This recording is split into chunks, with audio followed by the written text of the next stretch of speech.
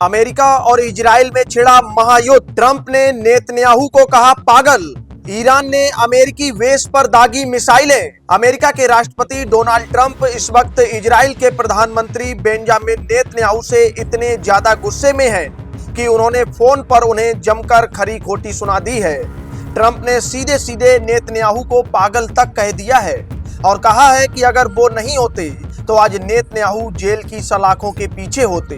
अब आप सोच रहे होंगे कि आखिर अचानक ऐसा क्या हो गया जो अमेरिका हमेशा इजराइल के पीछे ढाल बनकर खड़ा रहता था, आज उसी का राष्ट्रपति इजराइल के प्रधानमंत्री पर इस कदर भड़क गया है।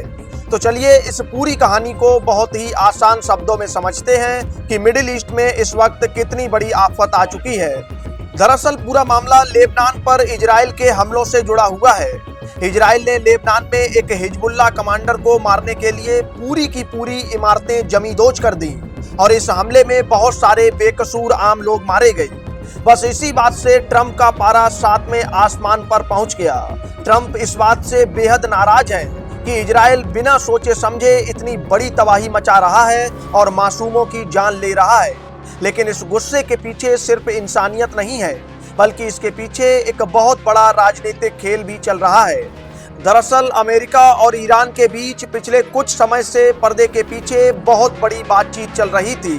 दोनों देश एक बड़े समझौते की तरफ बढ़ रहे थे और खुद ट्रंप इस डील को कराने में जुटे हुए थे। ट्रंप का कहना है कि उनके इस नए समझौते में ईरान के परमाणु मुद्दों को लेकर बहुत साफ साफ बातें लिखी गई हैं ताकि दुनिया में शांति बनी रहे। लेकिन जैसे ही इजराइल ने लेबनान पर बम बरसाए, वैसे ही ईरान भड़क गया। ईरान के विदेश मंत्री अब्बास अरागची ने साफ शब्दों में चेतावनी दे दी कि अमेरिका के साथ जो सीज फायर यानी युद्ध रोकने की शर्तें तय हो रही थीं, उनमें लेबनान भी शामिल था। अब अगर इजराइल लेबनान पर हमले करना बंद नहीं करता है तो ईरान इस पूरी बातचीत को बीच में ही छोड़ देगा और समझौते की मेज से उठकर चला जाएगा।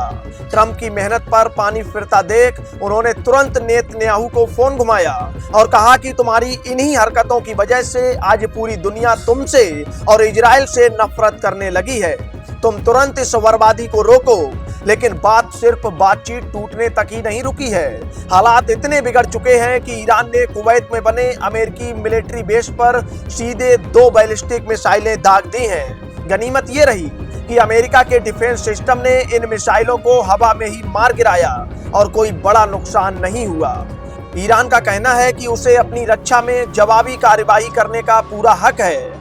वहीं दूसरी तरफ अमेरिका ने भी शांत बैठने के बजाय ईरान के गोरुक शहर और केस्म द्वीप पर हवाई हमले कर दिए हैं। अमेरिकी सेना का कहना है कि उन्होंने ये हमला अपनी आत्मरक्षा में किया है, क्योंकि पिछले हफ्ते ईरान ने अमेरिका के एक बहुत महंगे MQ-9 रीपर ड्रोन को आसमान में मार गिराया था। यानी एक तरफ इजराइल और लेबनान में जंग चल रही है तो वहीं दूसरी तरफ अमेरिका और ईरान के बीच मिसाइलें चल रही हैं और इन सब के बीच अमेरिका और ईरान के बीच बातचीत को दोबारा पटरी पर लाने की कोशिशें भी चल रही हैं।